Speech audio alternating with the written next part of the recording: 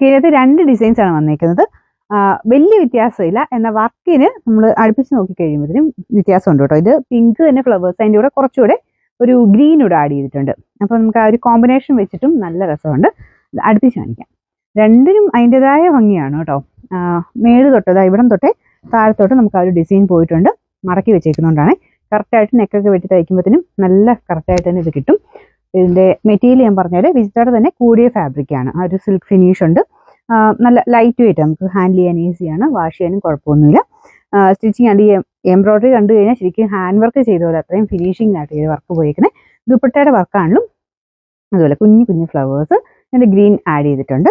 മൊത്തത്തിൽ കാണാൻ നല്ല ഭംഗിയുള്ള ഐറ്റം കേട്ടോ.